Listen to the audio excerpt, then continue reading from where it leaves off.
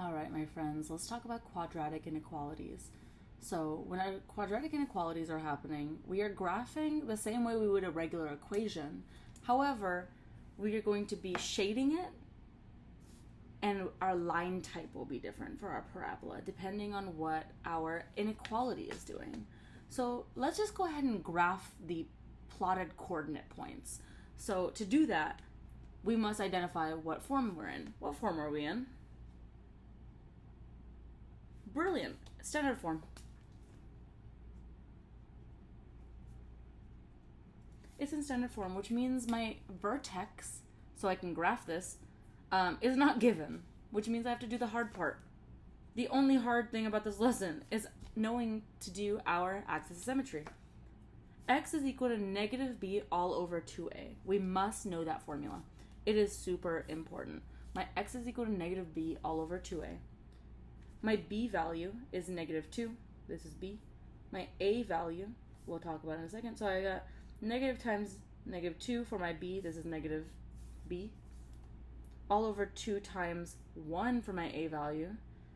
When I have a coefficient that is not there, there is a remnants of my 1 there. Because 1 times x squared is just x squared, which is why I know that my a value is equal to 1. So this is negative times a negative is a positive. 2 times 1 is 2. Do I see a form of 1? Yes, I do. So I have my x is equal to 1.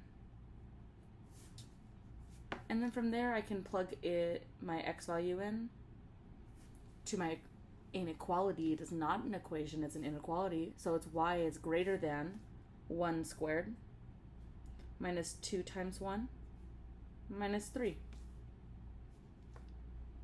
1 squared is 1. Negative 2 times 1 is negative 2, and then minus 3. 1 minus 2 is negative 1, minus 3 is negative 4. So my y value is 4, so my vertex itself is 1 comma negative 4. Let's go ahead and plot that. I have a point right there. Is my a value a negative? And does that mean that it is going to be reflected or not reflected on my graph? My a value itself is a positive 1. It's a positive 1. So that means that my graph should be going upward like this, which means I actually don't need the rest of these points because this is the lowest point it could be. It is my minimum point. This is my minimum point as my vertex. So from there, I can use my distance method. Distance method says from my vertex, I usually go right 1 unit, and then up 1 unit, and then I multiply my a value. In this case, my a value is also 1. So that means I'm going to the right 1, and then I'm going up 1 times 1, which is just 1. So I go right 1, and then up 1. Brilliant. And then from my second point, which is what I just got here, I'm going right 1 again. This always stays the same. I never multiply it by anything as of right now in my class. And then I go up, usually I would go up 3 units, and then I have to multiply my a value. In this case, my a value is 1, so I stick to my up 3 units. So I'm going right 1, and then I'm going up 3. So I have hit my x-axis to put my next point. We know that this is symmetrical.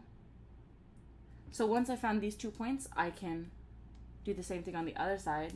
I go left 1, up 1 for my next point, and I go left 1, up 3 for my third point. Beautiful. It looks like that. Oh, actually, does it look like that? It doesn't. I'm sorry. What kind of inequality do we have? We have to talk about our shading, and we have to talk about our line type. Our line type is always the first thing we do. My shading is the second thing we do. My line type here is dashed because I have no equal sign under my inequality. That means I have a dashed line here. Beautiful. If you were following along and I messed you up, can you please just love me anyway? I'm sorry. We're just gonna be okay with this. So here, I have a dashed line, and then now I have to think about my shading. So I'm actually gonna write that down. So I have a dashed because my inequality is a greater than symbol without the equal sign. And now, is it going to be an above shading or a below shading? Is y greater than or is y less than? My y is greater than, which means I have an above shading. My y is greater than, so I have an above shading. So when I shade the inside. Just like that. If you have any questions, please let me know. Please make sure when you are putting your parabolas, before you start making your lines, ask yourself, is it dashed or is it solid? And do I want to make the same mistakes Miss Narayan does? I do not, would probably be the answer. I don't want to make these mistakes, so I'm assuming you don't either.